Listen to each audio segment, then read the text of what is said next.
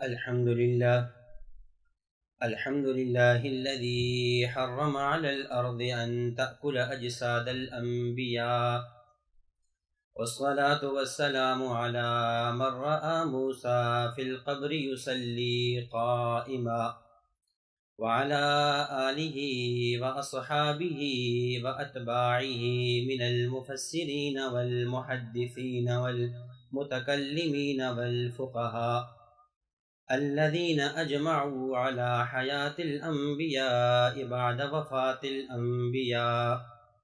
أما بعد، فأعوذ بالله من الشيطان الرجيم. بسم الله الرحمن الرحيم. ولا تقولوا لمن يقتل في سبيل الله أموات بل أحياء ولكن لا تشعرون. عن أنس بن مالك رضي الله تعالى عنه قال: قال رسول الله صلى الله عليه وسلم: الأنبياء أحياء في قبورهم يصلون. اللهم صل على سيدنا ومولانا محمد وبارك وسلم عليه. خم جس کی فضیلت پہ دو عالم کی جبیں ہے، خم جس کی فضیلت پہ دو عالم کی جبیں ہے، سیدگاہ کونین وہ طیبہ کی زمیں ہے۔ یہ دنیا کا عقیدہ ہے اور اپنا بھی یقین ہے کہ جو شے ہے مدینہ میں وہ کہیں اور نہیں ہے۔ یہ ارض مقدس ہے، یہ طیبہ کی زمیں ہے، یہ ارض مقدس ہے، یہ طیبہ کی زمیں ہے۔ جنت بھی یہی ہے، ساکن جنت بھی یہی ہے۔ اے خاک مدینہ تیرے اعجاز کا صدقہ، اے خاک مدینہ تیرے اعجاز کا صدقہ، کہ جو ہے عرش نشیں وہ فرش نشیں ہے۔ اور جن کے روضے پہ اتریں فرشتے مدام، ان پہ اربوں درود ان پہ کھربوں سلام۔ جن پہ ہے نبیوں کا اختتام، ان پہ اربوں درود ان پہ کھربوں سلام۔ حاصل ہے جنہیں حیات دوام، ان پہ اربوں درود ان پہ کھربوں سلام۔ سنتے ہیں روضہ میں جو صلاۃ و سلام، ان پہ اربوں درود ان پہ کھربوں سلام۔ قابل صد احترام معزز علماء کرام، عزیز بھائی اور دوستو، مرکز اہل السنہ والجماعہ خانقاہ حنفیہ سرگودا کا 15واں سالانہ 2 روزہ خانقاہی اجتماع، جس میں میں اور آپ موجود ہیں، اس خانقاہ اور اس مرکز کے بانی و مؤسس ہمارے شیخ و مرشد متکلم اسلام حضرت مولانا محمد الیاس گھمن صاحب حفظہ اللہ فرمایا کرتے ہیں کہ ہمارے مرکز کی بنیاد، ہمارے خانقاہ کی بنیاد پورا دین ہے، اور دین نام ہے 5 چیزوں کا، یا دین کا خلاصہ 5 چیزیں ہیں۔ نمبر 1 اعتقادات، نمبر 2 عبادات، نمبر 3 اخلاقیات، نمبر 4 معاملات، اور نمبر 5 معاشرات۔ ان 5 چیزوں میں جو بنیاد ہیں وہ عقائد ہیں، اور اگر عقائد کو دیکھا جائے تو قرآن کریم خصوصاً مکی صورتوں سے یہ معلوم ہوتا ہے کہ جن عقائد کو اللہ نے تفصیل سے بیان فرمایا وہ عقائد 3 طرح کے ہیں۔ نمبر 1 عقیدہ توحید، نمبر 2 عقیدہ رسالت، نمبر 3 عقیدہ آخرت و قیامت۔ عقیدہ رسالت توحید کے بعد دوسرے نمبر پر ہے، لیکن اگر اس کی اہمیت کو دیکھا جائے ایک جہت سے اہمیت بہت بڑھ جاتی ہے، اس لیے کہ اللہ کی توحید کس نے بتائی، عقیدہ آخرت اور قیامت کو کس نے بتایا؟ یہ بتانے والی ذات نبوت کی ہے، یہ بتانے والی ذات رسالت کی ہے۔ اس لیے جہاں توحید کے متعلقہ عقائد کا صحیح ہونا ضروری ہے، آخرت اور قیامت کے متعلقہ عقائد کا درست ہونا ضروری ہے، وہیں عقیدہ رسالت کے متعلقہ عقائد کا صحیح ہونا بھی ضروری ہے۔ عقیدہ رسالت کو اگر دیکھا جائے، انبیاء کرام علیہ الصلاۃ والتسلیمات کے متعلقہ عقائد کو دیکھا جائے تو یہ 2 طرح کے ہیں۔ انبیاء کے متعلقہ بعض عقائد وہ ہیں جو ان کی دنیوی زندگی سے متعلق ہیں، بعض عقائد وہ ہیں جو ان کی برزخی اور اخروی زندگی سے متعلق ہیں۔ اگر بات ان اعتقادات کی کریں جن کا تعلق دنیوی زندگی سے ہے تو انبیاء کے بارے میں ہمارا عقیدہ یہ ہے، انبیاء ذات اور جنس کے اعتبار سے بشر، صفات کے اعتبار سے نور ہوتے ہیں۔ انبیاء کرام علیہ الصلاۃ والتسلیمات گناہوں سے معصوم ہوتے ہیں۔ انبیاء مفروض الاتباع واجب المطاع ہوتے ہیں۔ اور اگر بات ان عقائد کی کریں جو نبی کے دنیا سے جانے کے بعد کے ہیں تو ان میں ایک عقیدہ یہ ہے کہ نبی دنیا سے جب جاتا ہے، نبی جہاں فوت ہو، نبی کا مدفن وہی بنتا ہے۔ ایک عقیدہ یہ ہے انبیاء کو قبور میں حیات ملتی ہے، جس حیات کی وجہ سے روضے پہ پڑھے جانے والا صلاۃ و سلام خود سنتے ہیں، دور والا صلاۃ و سلام بذریعہ ملائکہ ان کی خدمت میں پہنچایا جاتا ہے۔ ایک عقیدہ یہ ہے نبی اکرم صلی اللہ علیہ وسلم پر امت کے اعمال اجمالی طور پہ پیش ہوتے ہیں۔ ایک عقیدہ یہ ہے کہ نبی کی قبر کا استشفاء جائز ہے۔ ایک عقیدہ یہ ہے کہ نبی اکرم صلی اللہ علیہ وسلم کا توسل اور وسیلہ جائز ہے۔ ایک عقیدہ یہ ہے نبی جب دنیا کو چھوڑ کر جائے، نبی کی وراثت تقسیم نہیں ہوتی۔ اس وقت جس عقیدے پر چند دلائل آپ کی خدمت میں پیش کرنے ہیں، وہ عقیدہ یہ ہے انبیاء کرام علیہ الصلاۃ والتسلیمات کو قبور میں حیات ملتی ہے۔ اہل سنت والجماعت کا متفقہ عقیدہ ہے اللہ انبیاء پر موت طاری کرتے ہیں۔ کل نفس ذائقۃ الموت کا وعدہ پورا ہوتا ہے۔ انک میت و انہم میتون کا وعدہ پورا ہوتا ہے۔ اس کے بعد انبیاء کو قبور میں حیات ملتی ہے۔ ہمارا عقیدہ بھی اور ان کا عقیدہ جو نبی کی حیات فی القبر کے منکر ہیں، نبی کی موت کو وہ بھی مانتے ہیں، نبی کی موت کو ہم بھی مانتے ہیں۔ ہمارے اکابر میں سے حجت الاسلام والمسلمین، بانی دارالعلوم دیوبند، قاسم العلوم والخیرات، حضرت مولانا قاسم نانوتوی رحمۃ اللہ علیہ نے لطائف قاسمیہ میں لکھا کہ نبی اکرم صلی اللہ علیہ وسلم کی نسبت موت کا اعتقاد ضروری ہے۔ معلوم یہ ہوا اکابر علماء دیوبند میں نبی کی موت کا منکر کوئی نہیں ہے۔ ہاں، نبی اکرم صلی اللہ علیہ وسلم کی موت کے بعد انبیاء کو قبور میں حیات ملتی ہے۔ اس عقائد پر ہمارے پاس بہت سے دلائل موجود ہیں۔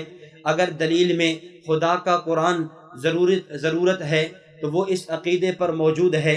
دلیل میں نبی کا فرمان موجود ہے، دلیل میں اقوال صحابہ موجود ہیں، دلیل میں امت کا اجماع موجود ہے، دلیل میں اکابر علماء دیوبند کی تصریحات موجود ہیں، دلیل میں قیاس اور عقل موجود ہے۔ اگر بات دلائل کی کریں، قرآن کریم سورۃ البقرہ آیت نمبر 154 دوسرا پارہ، اللہ تعالیٰ فرماتے ہیں وَلَا تَقُولُوا لِمَنْ يُقْتَلْ فِي سَبِيلِ اللَّهِ أَمْوَاتٌ بَلْ أَحْيَاءٌ وَلَٰكِن لَا تَشْعُرُونَ۔ جو لوگ اللہ کے راستے میں شہید ہو جائیں انہیں مردہ نہیں کہنا، بلکہ وہ زندہ ہیں، لیکن ان کی زندگی کا تمہیں شعور نہیں ہے۔ اس آیت کے تحت مفسر قرآن قاضی ثناء اللہ پانی پتی نے تفسیر مظہری میں، حکیم الامہ مجدد الملہ مولانا اشرف علی تھانوی نے تفسیر بیان القرآن میں، مفتی اعظم پاکستان مفتی شفیع عثمانی رحمۃ اللہ علیہ نے معارف القرآن میں لکھا یہ آیت دلیل ہے۔ جہاں شہداء کی حیات کی یہ آیت دلیل ہے، وہیں یہ آیت اس بات کی بھی دلیل ہے انبیاء کرام علیہ الصلاۃ والتسلیمات اپنی قبور میں زندہ ہیں۔ اس کے بعد دلیل دوسری، قرآن کریم 5واں پارہ سورۃ النساء آیت نمبر 64، اللہ تعالیٰ فرماتے ہیں وَمَا أَرْسَلْنَا مِن رَّسُولٍ إِلَّا لِيُطَاعَ بِإِذْنِ اللَّهِ وَلَوْ أَنَّهُمْ إِذ ظَّلَمُوا أَنفُسَهُمْ جَاءُوكَ فَاسْتَغْفَرُوا اللَّهَ وَاسْتَغْفَرَ لَهُمُ الرَّسُولُ لَوَجَدُوا اللَّهَ تَوَّابًا رَّحِيمًا۔ اس آیت میں اللہ نے دو حکم دیے ہیں۔ نمبر 1، نبی کی بعثت کا مقصد کیا ہے؟ نمبر 2، نبی کی بعثت کے مقصد میں اگر کوتاہی ہو جائے اس کی تلافی کی صورت کیا ہے؟ نبی کی بعثت کا مقصد لیطاع باذن اللہ ہے، نبی کی اطاعت کی جائے۔ اگر نبی کی بعثت کے مقصد میں تلافی، کوتاہی، قصور اور کمی ہو جائے پھر اس کی صورت یہ ہے وَلَوْ أَنَّهُمْ إِذ ظَّلَمُوا أَنفُسَهُمْ جَاءُوكَ، اگر یہ لوگ گناہوں کے ذریعے اپنی جانوں پر ظلم کر بیٹھیں، جاءوكَ یا رسول اللہ آپ کی خدمت میں آئیں، فاستغفر اللہ سے اپنے گناہوں کی معافی مانگیں، واستغفر لہم الرسول رسول بھی ان کے لیے سفارش کرے، اللہ ان کی توبہ کو قبول کریں گے۔ چنانچہ مفسرین نے اس آیت کو جہاں حیات النبی کی دلیل بنایا ہے، وہیں اس آیت کو استشفاء عند قبر النبی کی دلیل بھی بنایا ہے۔ استشفاء کا مطلب یہ ہے آج روضہ رسول پہ کوئی آدمی چلا جائے اور وہاں جا کر اللہ سے اپنے گناہوں کی معافی مانگے، نبی کو سفارشی بنائے، اللہ اس کی توبہ کو قبول کریں گے۔ چنانچہ محتاط مفسرین میں سے علامہ ابن کثیر دمشقی شافی رحمۃ اللہ علیہ نے تفسیر ابن کثیر میں، علامہ جلال الدین سیوطی نے تفسیر در منصور میں، مفتی شفیع عثمانی رحمۃ اللہ علیہ نے تفسیر معارف القرآن میں، ملا علی قاری رحمۃ اللہ علیہ نے کتاب المناسک میں ایک واقعہ نقل کیا ہے۔ حضرت عتبی رحمہ اللہ کہتے ہیں کنت جالسا عند قبر النبی صلی اللہ علیہ وسلم، میں اللہ کے نبی کی قبر کے پاس موجود تھا، میں دیکھتا کیا ہوں، فجاء اعرابی، ایک دیہاتی آیا، قبر پہ رونے لگا اور اس نے آ کر یہی آیت مبارکہ تلاوت کی۔ تلاوت کرنے کے بعد کہنے لگا جئتک مستغفرا لذنبی مستشفعا بک الی ربی، یا رسول اللہ میں آیا ہوں اللہ سے اپنے گناہوں کی معافی مانگتا ہوں، آپ کو اپنا سفارشی اور حمایتی بناتا ہوں، یا اللہ یا رسول اللہ آپ میرے لیے سفارش کریں، اللہ میرے گناہوں کو معاف کر دے۔ اس کے بعد اس آنے والے دیہاتی نے یہ اشعار پڑھے، یا خیر من دفنت فی التراب اعظمہ فطاب من طیبہن القاع والاکم، نفس الفداء لقبر انت ساکنہ فیہ العفاف وفیہ الجود والکرم، وصاحباک لا انساہما ابدا من السلام علیکم ما جر القلم۔ حضرت تھانوی نے نشر الطیب میں ایک شعر کا اضافہ بھی کیا، انت الشفیع الذی ترجا شفاعتہ علی الصراط اذا ما ذلت القدم۔ یہ اشعار پڑھنے کے بعد وہ آنے والا دیہاتی روتا ہوا روضہ اطہر کو چھوڑ کر چلا گیا۔ حضرت عتبی کہتے ہیں میں قبر پہ موجود تھا، مجھے نیند آ گئی، فرأیت النبی صلی اللہ علیہ وسلم فی المنام، میں خواب میں نبی اکرم صلی اللہ علیہ وسلم کو دیکھتا ہوں۔ اللہ کے نبی فرماتے ہیں یا عتبی الحق الاعرابی فبشرہ ان اللہ قد غفر لا، اے عتبی اس آنے والے دیہاتی کو خوشخبری اور بشارت سنا دیجئے کہ اللہ نے آپ کے گناہوں کو معاف فرما دیا ہے۔ چنانچہ مفسرین نے جو اس آیت کو استشفاء کی دلیل بنایا، وہیں اس آیت کو حیات النبی فی القبر کی دلیل بنایا ہے۔ علامہ ظفر احمد عثمانی رحمۃ اللہ علیہ نے اعلاء السنن میں لکھا فثبت هذه الآية ان هذا الحكم باق بعد وفاته صلی اللہ علیہ وسلم، یہ آیت اس بات کی دلیل ہے جس طرح نبی کی زندگی میں استشفاء جائز تھا، نبی کے دنیا کے جانے کے بعد بھی آپ کی قبر پر استشفاء جائز ہے۔ تیسری دلیل قرآن کریم سورۃ الانفال آیت نمبر 33، اللہ تعالیٰ فرماتے ہیں وما کان اللہ لیعذبہم وانت فیہم۔ اس آیت کے تحت مفتی اعظم پاکستان مفتی شفیع عثمانی رحمۃ اللہ علیہ لکھتے ہیں یہ آیت مبارکہ جہاں عقیدہ ختم نبوت کی دلیل ہے، وہیں یہ آیت مبارکہ نبوت کی حیات فی القبر کی بھی دلیل ہے۔ مفتی صاحب نے استدلال یوں پیش کیا، فرماتے ہیں مشرکین مکہ نے بیت اللہ کا غلاف پکڑ کر دعا مانگی اور یوں کہا اللہم ان کان ھذا ھو الحق من عندک فامطر علینا حجارۃ من السماء، یا اللہ اگر یہ محمد بن عبداللہ واقعتاً محمد الرسول اللہ ہے پھر آسمان سے ہمارے اوپر حجارۃ من السماء پتھروں کی بارش نازل فرما دے۔ مشرکین مکہ نے بیت اللہ کا غلاف پکڑ کر اپنے خلاف بد دعا کی ہے۔ تاریخ سیرت حدیث کی کتابیں بتاتی ہیں مشرکین مکہ پہ اجتماعی عذاب نہیں آیا۔ تو سوال پیدا ہو سکتا تھا کہ مشرکین مکہ یہ کہہ سکتے تھے ہم سچے تھے، ہم نے تو غلاف پکڑ کر دعائیں مانگی تھی، ہمارے اوپر عذاب نہیں آیا۔ اللہ نے اس آیت میں جواب دیا وما کان اللہ لیعذبہم وانت فیہم، اے میرے محبوب مشرکین مکہ کے کرتوت تو ایسے ہیں، مشرکین مکہ کا شرک تو ایسا ہے، ان پہ عذاب آ جاتا لیکن عذاب آیا کیوں نہیں؟ اس کی وجہ یہ ہے وانت فیہم، آپ ان میں موجود ہیں۔ مفتی صاحب نے ایک ضابطہ لکھا، ضابطہ یہ ہے اللہ کی سنت یہ ہے، اللہ کی عادت مبارکہ یہ ہے، نبی جب تک دائرہ نبوت میں موجود ہو اللہ قوم پر عذاب نہیں بھیجتے۔ نبی اگر اللہ نے قوم پر عذاب بھیجنا ہو نبی کو دائرہ نبوت سے نکالتے ہیں، نبی دائرہ نبوت چھوڑتا ہے، قوم پہ عذاب آ جاتا ہے۔ حضرت لوط علیہ السلام کی قوم پر اللہ نے عذاب بھیجنے کا ارادہ فرمایا، پہلے حکم دیا فَأَسْرِ بِأَهْلِكَ بِقِطْعٍ مِّنَ اللَّيْلِ وَاتَّبِعْ أَدْبَارَهُمْ، اے لوط اپنی قوم کو، ایمان والوں کو یہاں سے لے کر چلے جائیں۔ لوط علیہ السلام نے دائرہ نبوت چھوڑا ہے، اللہ نے عذاب کا کوڑا برسایا ہے۔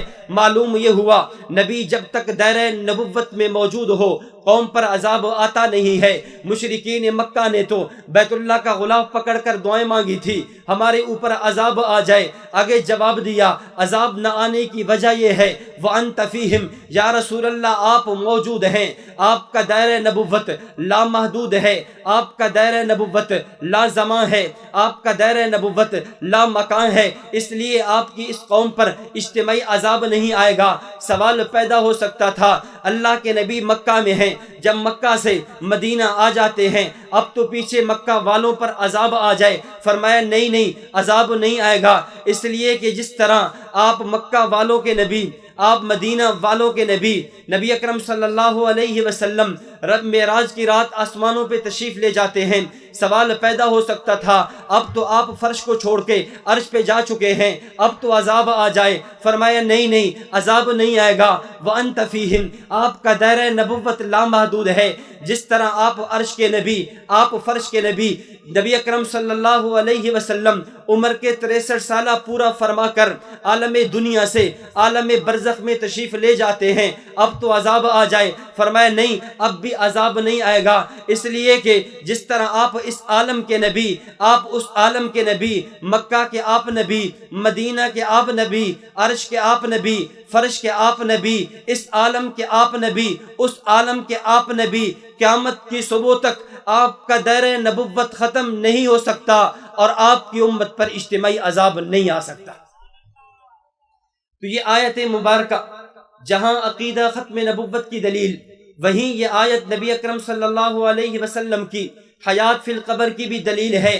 قرآن کریم کے بعد اگر احادیث مبارکہ کا مطالعہ کریں یہ بات واضح ہو جاتی ہے کہ اس عقیدہ کو نبی اکرم صلی اللہ علیہ وسلم کی احادیث میں بیان کیا گیا ہے۔ مسند ابی یعلا کی روایت ہے، اللہ کے نبی نے فرمایا الانبیاء احیاء فی قبورہم یصلون، انبیاء قبور میں زندہ ہیں، ان کو حیات ملتی ہے۔ صحیح مسلم میں انس بن مالک رضی اللہ تعالیٰ عنہ سے روایت موجود ہے، اللہ کے نبی نے فرمایا مررت علی موسیٰ لیلۃ اسری بی عند الکثیب الاحمر وہو قائم یصلی فی قبری، میرا گزر موسیٰ علیہ السلام کی قبر پہ ہوا، میں نے موسیٰ علیہ السلام کو قبر میں نماز پڑھتے دیکھا۔ یہ آیت، یہ حدیث دلیل انبیاء قبور میں زندہ۔ ممکن ہے کوئی آدمی اس حدیث کی بنیاد پر مغالطہ دینے کی کوشش کرے اور یہ کہے یہ تو معجزہ ہے، معجزات سے استدلال نہیں ہوتا، تو یاد رکھنا یہاں دو باتیں الگ الگ ہیں۔ ایک موسیٰ علیہ السلام کا قبر میں نماز پڑھنا ہے، ایک نبوت کا موسیٰ کو علیہ السلام کو دیکھنا ہے۔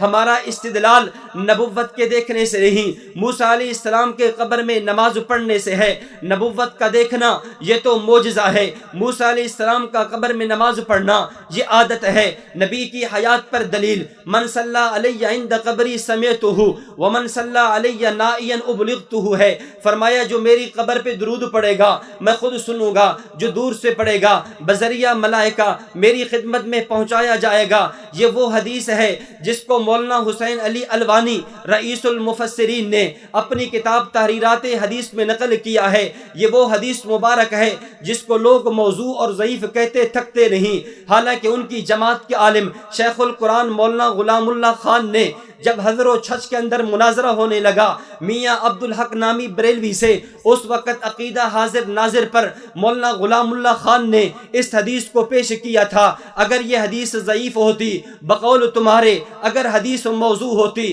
شیخ القرآن عقیدے کے باب میں اس حدیث کو پیش نہ کرتے۔ ارے عقیدے کے باب میں تو ضعیف روایت کو بھی نہیں پیش کیا جا سکتا، چہ جائے کہ موضوع روایت کو پیش کیا جائے۔ شیخ القرآن کا اس مناظرے میں اس روایت کو پیش کرنا، مولانا حسین علی الوانی کا اپنی کتاب میں یہ روایت نقل کرنا اس بات کی دلیل ہے یہ روایت صحیح ہے۔ عقیدہ حیات النبی صلی اللہ علیہ وسلم پہ دلیل نبوت کا یہ فرمان ابو داود میں موجود، ان للہ ملائکۃ سیاحین فی الارض یبلغونی من امت السلام، اللہ کے فرشتے زمین میں چکر لگاتے ہیں میری امت امت کا کوئی فرد مجھ پر درود پڑھے مجھ پر پہنچایا جاتا ہے۔ مسند بزار کی روایت عقیدہ حیات النبی کی دلیل، اللہ کے نبی نے فرمایا اے صحابہ حیاتی خیر لکم تحدثون ونحدث لکم، اے صحابہ میرا زندہ رہنا بھی تمہارے لیے بہتر، تم مجھ سے مسائل پوچھتے ہو میں جواب دیتا ہوں،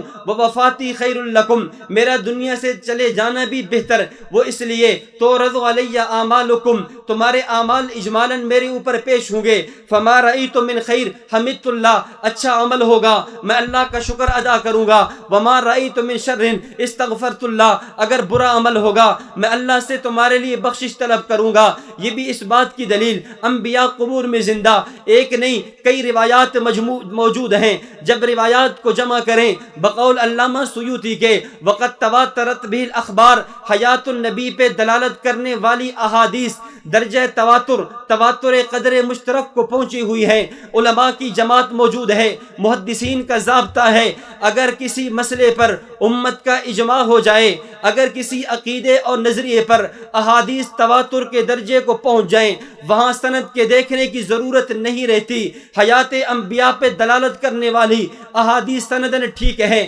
محدثین نے تصحیح نقل کی ہے، بالفرض دنیا کا کوئی آدمی یہ دھوکہ دینے کی کوشش کرنا چاہے حیات انبیاء پہ دلالت کرنے والی احادیث سندن ضعیف ہے، تب بھی اصول حدیث کی روح سے محدثین کے ان اصولوں کی روشنی میں چونکہ اس مسئلے پر تواتر قدر مشترک حاصل ہے، جب تواتر قدر مشترک موجود ہو وہاں اسناد کو نہیں دیکھا جاتا، معلوم یہ ہوا انبیاء کرام علیہ الصلاۃ والتسلیمات کی حیات فی القبر پر جہاں اللہ کا قرآن موجود ہے وہاں نبوت کا فرمان بھی موجود ہے۔ نمبر 3 ہمارے دلائل میں تیسرا نمبر امت کا اجماع ہوا کرتا ہے۔ اگر بات امت کے اجماع کی کرے، علامہ سخاوی رحمۃ اللہ علیہ نے قول البدیع میں لکھا نحن نؤمن ونصدق بأنه صلی اللہ علیہ وسلم حی یرزق فی قبری، ہم اس بات کا اعتقاد رکھتے ہیں انبیاء قبور میں زندہ، والاجماع علی ھذا، علامہ سخاوی فرماتے ہیں اس مسئلہ پر اس امت کا اجماع ہے۔ علامہ محمد بن علان صدیقی نے دلیل الفالحین میں اس پر اجماع نقل کیا ہے۔ حضرت علامہ رشید احمد گنگوہی رحمۃ اللہ علیہ نے فتاوی رشیدیہ میں عقیدہ حیات النبی پر امت کا اجماع نقل کیا ہے۔ حضرت مولانا عبدالحق محدث دہلوی رحمۃ اللہ علیہ نے اشعۃ اللمعات شرح مرقات میں امت نبی اکرم صلی اللہ علیہ وسلم کی حیات فی القبر پر امت کا اجماع نقل کیا ہے۔ حضرت مولانا ادریس کاندھلوی نے سیرت المصطفیٰ میں امت کا اجماع نقل کیا ہے۔ اجماع کے بعد اگر بات قیاس اور عقل کی کریں، قیاس اور عقل کا تقاضا بھی یہ ہے انبیاء کو قبور میں حیات ملتی ہے، چنانچہ حجت الاسلام والمسلمین قاسم العلوم والخیرات صاحب آب حیات حضرت مولانا قاسم نانوتوی رحمۃ اللہ علیہ نے اپنی کتاب آب حیات میں قیاسی اور عقلی دلیل بھی پیش کی ہے۔ حضرت فرماتے ہیں اللہ نبی کو بھی بناتے ہیں، اللہ امتی کو بھی بناتے ہیں، امتی کو جس مٹی سے بنائیں اسے زمینی مٹی کہتے ہیں، نبی کو جس مٹی سے بنائیں اسے جنت کی مٹی کہتے ہیں، اور جنت کی مٹی کا خاصہ حیات ہے، جنت میں حیات ہے موت نہیں۔ صحیح مسلم کی روایت ابو سعید خدری رضی اللہ تعالیٰ عنہ کے مطابق اہل جنت جنت میں جائیں گے، ینادی منادن، اعلان کرنے والا اعلان کرے گا یا اہل الجنہ ان لکم ان تحیوا فلا تموتوا ابدا، اے جنتیو تم نے ہمیشہ ہمیشہ زندہ رہنا ہے، اب تمہارے اوپر موت نہیں آئے گی۔ پتہ چلا جنت میں حیات ہی حیات ہے، جنت میں وفات نہیں۔ حضرت نانوتوی فرماتے ہیں نبی کا وجود جنت کی مٹی سے بنتا ہے، جنت کی مٹی کا خاصہ حیات ہے۔ دنیا کا ضابطہ یہ ہے جو جس چیز کا خاصہ ہو کسی عارض کی وجہ سے کچھ وقت کے لیے وہ چھپ تو سکتا ہے، ختم نہیں ہو سکتا۔ حضرت نانوتوی کا جملہ جو آب حیات میں موجود ہے، حضرت فرماتے ہیں موت نبوت ساتر حیات ہے، مزیل حیات نہیں۔ نبی کا پر آنے والی موت نبی کی حیات کو چھپا تو سکتی ہے، نبی کی حیات کو بالکلیہ ختم نہیں کر سکتی۔ حضرت نانوتوی نے اس پر مثال پیش کی ہے، فرمایا چراغ دیکھیں، لالٹین دیکھیں یا موجودہ زمانے میں موبائل کی مثال لے لیجئے، آپ نے موبائل کو اندھیرے کمرے میں لائٹ جلائی، موبائل کی لائٹ روشن ہوئی، آپ نے اس لائٹ کو بند نہیں کیا، ایک کپ یا گلاس لیا، وہ لائٹ کے اوپر رکھ دیا، اور اس کے رکھنے سے لائٹ کی روشنی ختم نہیں ہوئی بلکہ اندر سمٹ گئی ہے، سکڑ گئی ہے، بند ہو گئی ہے، بالکلیہ ختم نہیں ہوئی۔ جیسا آپ نے گلاس اٹھایا، یہ پیالہ اٹھایا، یہ لائٹ کی روشنی واپس آ گئی ہے۔ تم پتہ یہ چلا جو جس چیز کی خصوصیت ہو وہ کسی عارض کی وجہ سے چھپ تو سکتی ہے، بالکلیہ ختم نہیں ہو سکتی۔ حضرت نانوتوی فرماتے ہیں اس سے پتہ یہ چلا نبی کا وجود جنتی مٹی والا، جنتی مٹی کا خاصہ حیات ہے، حیات ایک دنیا کے عارض کی وجہ سے کچھ وقت کے لیے چھپی تو ہے لیکن ختم نہیں ہوئی۔ نبی پر موت آئی، موت آنے کے بعد پھر حیات ملی ہے، اور یہ ایسی حیات بل یستمر حیا، اب یہ حیات ہی حیات رہے گی، اب قبر میں موت نہیں ہوگی۔ نبی اکرم صلی اللہ علیہ وسلم کی حیات فی القبر پر ہمارے پاس اکابر علماء دیوبند کی تحریرات موجود ہیں، اکابر علماء دیوبند کی کتابیں۔ وہ لوگ جو اپنے آپ کو دیوبندی کہلاتے ہیں، اگر وہ اس بات کو دیکھ لیں علماء دیوبند کے فتاوی، علماء دیوبند کی کتابیں کیا کہتی ہیں۔ حضرت مولانا قاسم نانوتوی رحمت اللہ علیہ نے ہدیۃ الشیعہ میں لکھا انبیاء اپنی قبور میں زندہ۔ علامہ رشید احمد گنگوہی نے ہدایت الشیعہ میں لکھا انبیاء اپنی قبور میں زندہ۔ حضرت مولانا مفتی کفایت اللہ دہلوی نے فتاوی کفایت المفتی میں لکھا انبیاء قبور میں زندہ۔ حضرت علامہ انور شاہ کشمیری نے فیض الباری شرح صحیح بخاری میں لکھا انبیاء قبور میں زندہ۔ مفتی اعظم حضرت مفتی عزیز الرحمن دیوبندی رحمت اللہ علیہ نے فتاوی دار علوم دیوبند میں لکھا انبیاء قبور میں زندہ۔ حضرت مولانا خلیل احمد سہارنپوری نے بذل المجہود شرح سنن ابی داود میں لکھا انبیاء قبور میں زندہ۔ شیخ الحدیث مولانا محمد زکریہ کاندلوی رحمت اللہ علیہ نے اپنی دو کتابیں اوجد المسالک شرح موطا امام مالک میں فضائل درود شریف میں لکھا انبیاء قبور میں زندہ۔ حضرت مولانا منظور احمد نعمانی نے معرف الحدیث میں لکھا انبیاء قبور میں زندہ۔ حضرت مولانا سلیم اللہ خان رحمت اللہ علیہ نے کشف الباری شرح صحیح بخاری میں لکھا انبیاء قبور میں زندہ۔ حضرت مولانا شیخ الاسلام مفتی محمد تقی عثمانی حفظہ اللہ نے تکملہ فتح الملہم میں لکھا انبیاء قبور میں زندہ۔ استاد محترم متکلم اسلام مولانا محمد الیاس گھمن صاحب حفظہ اللہ نے فرقہ مماتیت کا تحقیقی جائزہ اپنی کتاب اسلامی عقائد میں العقائد الاسلامیہ میں لکھا انبیاء قبور میں زندہ۔ گویا حجت الاسلام والمسلمین مولانا نانوتوی سے لے کر متکلم اسلام مولانا الیاس گھمن صاحب تک، دار علوم دیوبند سے لے کر دارالعلوم کراچی تک، تمام اکابر علماء دیوبند ان کی تحریرات، ان کے فتاوی اس بات کی وضاحت کرتے ہیں کہ انبیاء کرام علیہ السلام اپنی قبور میں زندہ ہیں۔ اور اس سے بڑھ کر آخری بات عرض کرنے لگا ہوں، فریقین کی متفقہ تحریر جو حکیم الاسلام قاری محمد طیب قاسمی رحمت اللہ علیہ کی آمد پر 1962 راجہ بازار تعلیم القرآن راول پنڈی میں لکھی گئی تھی، اور جس میں مولانا قاری طیب صاحب نے یہ جملہ لکھوایا تھا کہ حضرت صلی اللہ علیہ وسلم وفات کے بعد قبر میں بین القوسین بریکٹ میں لکھوایا برزخ شریف میں بتعلق روح زندہ ہیں۔ روضے پہ پڑھے جانے والا صلاۃ و سلام خود سماعت فرماتے ہیں، دور والا صلاۃ و سلام بذریعہ ملائکہ پہنچایا جاتا ہے۔ یہ وہ تحریر ہے جس پہ 4 علماء کے دستخط موجود ہیں۔ حکیم الاسلام قاری محمد طیب قاسمی رحمت اللہ علیہ نے دستخط کیے، حضرت مجاہد ختم نبوت مولانا محمد علی جالندری رحمت اللہ علیہ نے دستخط کیے، شیخ القرآن مولانا غلام اللہ خان صاحب نے دستخط کیے، مولانا نور محمد صاحب نے دستخط کیے۔ ان 4 علماء میں جن میں 2 عالم وہ ہیں جن کو منکرین حیات اپنا عالم سمجھتے ہیں، انہوں نے بھی اس تحریر پہ دستخط کیے۔ پتہ یہ چلا یہ عقیدہ ایسا متفقہ عقیدہ ہے، ایسا اجماعی عقیدہ ہے جس پہ تمہارے علماء بھی متفق کھڑے ہیں۔ تو حیات النبی صلی اللہ علیہ وسلم کا عقیدہ ایسا عقیدہ جس پہ اللہ کا قرآن موجود، ایسا عقیدہ جس پہ نبی کا فرمان موجود، ایسا عقیدہ جس پہ امت کا اجماع موجود، ایسا عقیدہ جس پہ قیاس اور عقل موجود، ایسا عقیدہ جس پہ اکابر علماء دیوبند کی تحریرات موجود، ایسا عقیدہ جس پہ فریقین کی متفقہ تحریر موجود ہے۔ اس لیے ہم ببانگ دہل کہتے ہیں، حضرت استاد محترم کی محنت، حضرت استاد جی دامت برکاتہم العالیہ کی تحریرات اور حضرت استاد جی کے نے اس پر جو دلائل بیان کیے، انبیاء کرام علیہ الصلاۃ والتسلیمات کو قبور میں حیات ملتی ہے۔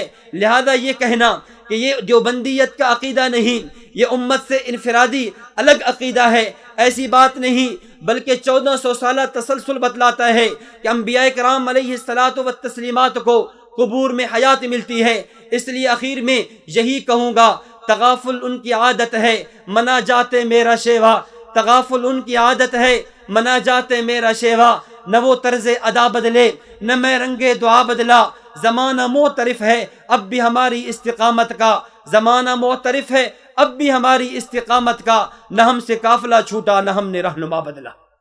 وآخر دعوانا ان الحمد للہ رب العالمین۔